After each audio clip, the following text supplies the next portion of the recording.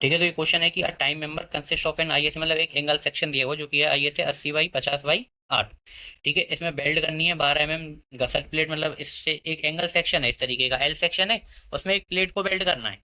ठीक है, अब क्या कह रहा है कि डिजाइन द बेल्ट, कि उस बेल्ट को इस तरीके से डिजाइन करना है कि वो लोड ले सके, ट्रांसमिट द लोड, लोड ले सके कितना, डिजाइन स्ट्रेंथ के इक्वल लोड ले सके, कि जो टेंशन मेंबर है, जो एंगल सेक्शन है, उसकी जो डिजाइन स्ट्रेंथ होगी ना, उसके बराबर वो लोड को ले सके। ठीक है, तो सबसे पहले गिवन डाटा कि कितना दिया हुआ है, ये ऐसे 80/50/8 दिया हुआ है, तो सबसे पहले इसके लिए मैं टेबल निकालूंगा, और टेबल नंबर 4।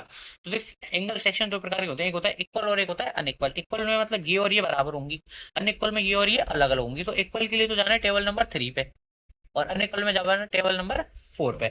अगर स्टील का जो क्वेश्चन आता है, जो मैं क्वेश्चन करा रहा हूँ, ऑलमोस्ट सेम ही क्वेश्चन आएगा, डाटा चेंज नहीं होगा। ठीक है, तो रट भी सकते हो डाटा को तो, लेकिन फिर भी टेबल पे देख लो, तो टेबल नंबर 4 पे जाना है टेबल में। तो आ गए हम टेबल नंबर 4 पे। अभी अगर टेबल नहीं मिलती है तुमको पेपर में, तो टेबल कोड में भी होती है, जैसे ये कोड है ना, तो कोड में भी जब कोड खत्म होगा ना, तो वहां पीछे टेबल होती है, इसमें भी कोड में भी। जैसे ये कोड है, जैसे मान लो टेबल नहीं मिली, तो तुम कंफ्यूज मत हो जाना कि अब क्या करें, कोड में भी पीछे सब कुछ दिया हुआ होता है।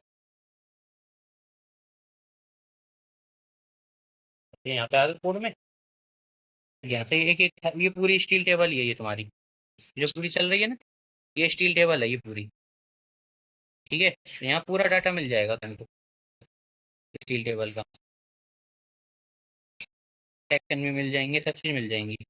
ठीक है, तो इसमें अगर मैं दिखाना चाहूँ सेक्शन वगैरह, तो इसमें पीछे के का पेज पलट के देख लेना। जैसे ये रहे पूरे सेक्शन आई वाले, ये रहे जो हमने वहां से देखे थे ना, I S M B, I S L B, W B, I S M B, L C, L C, पूरे आई वाले सेक्शन है तुम्हारे, देखो ये रहे पूरे। तो इस तरीके के सेक्शन तुमको यहाँ पर भी मिल जाते हैं। ठीक है, कंफ्यूज नहीं होना है उस सवाल के लिए भी, लेकिन फिर भी टेबल मिलेगी, तो टेबल पे आ जाओ। तो 80/50 ये रहा, 80/50, 80/50 5 नहीं है, 6 नहीं है, 8 है, 80/50 8 ही है। तो इसमें से एक तो एरिया देख लो, जो कि कितना 978। एक देख लो सी एक्स एक्स, कौन सी वैल्यू, सी एक्स एक्स, जो कि कितनी है यहाँ पे देखेंगे तो 27.3 है। ये दो वैल्यू लिख लेनी है बस टेबल में से, एरिया और C X X as per steel table.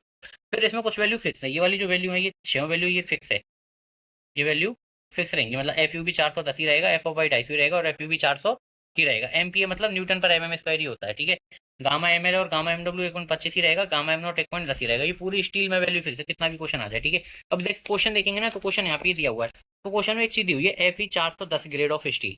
तो ये 410 से कोई मतलब नहीं है, तुम ये मत सोचना कि 410 यहाँ पर है इस वजह से एफ यू की वैल्यू मैंने यहाँ 410 रखी है।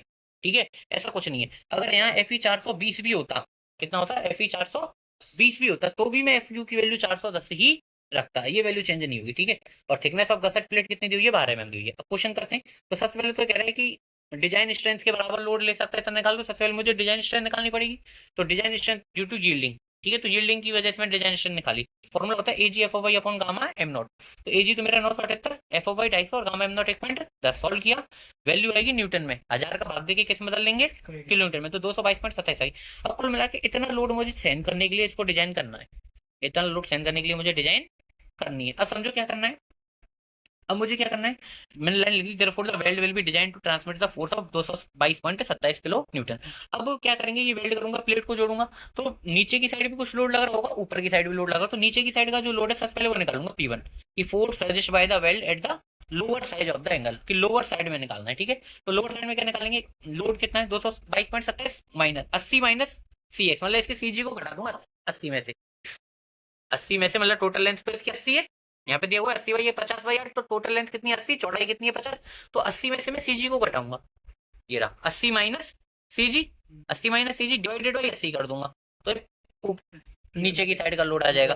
ठीक है, अब ऊपर की साइड के लोड के लिए तो डायरेक्ट सीजी को ही रख दूंगा, अब घटाऊंगा नहीं, एक बार तो घटाएंगे, जैसे मान लो ये कोई मेरा सेक्शन है। ठीक है, इसमें मुझे ये दूरी दी हुई है कि ये 27.3 है।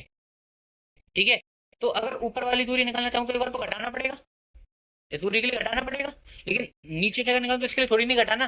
तो अब अपर साइड से अगर मैं निकालूंगा तो मुझे घटाने की जरूरत नहीं है, क्योंकि मेरा सेक्शन अपर साइड से दिया हुआ है 27.3, तो यहाँ 222 गुना 27.3/80 कर दिया, तो P2 आ गया। तो P1 P2 दोनों आ गए। अब ये वाला जो स्टेप है, ये स्टेप फिक्स स्टेप है, मतलब ये स्टेप चेंज नहीं होगा, वाले सवाल में डाटा कुछ भी चेंज हो जाए।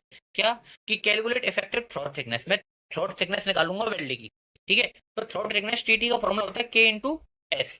और एस क्या होता है मेरा साइज ऑफ वेल्ट, तो मैं एज्यूम कर लूंगा साइज ऑफ वेल्ट कितना 6 mm, तो टी टी बराबर के की वैल्यू 0.7 थी हमेशा, गुणा 6 कर दिया तो कितना आ गया 4.2। अब मैं निकालूंगा design strength of the belt. ठीक है, तो design strength of the belt अब ये अपर साइड से भी निकलेगी और लोअर साइड से भी निकलेगी। तो सबसे पहले P1 लगाया, तो P1 लगाया तो अपर साइड LW1 ले लिया into L T into F upon root 3 gamma MW. यहाँ पे पूरी वैल्यू पुट कर दी तो LW1 आ गया। LW1 कौन सी है, लोअर साइड की लेंथ है। सेम ऐसे P2 का लगाया, LW2 आया तो वैल्यू पुट कर दी LW2। अब LW कौन सी है, अपर साइड की लेंथ है ना, जो कि आ रही है 115 और यारी 221।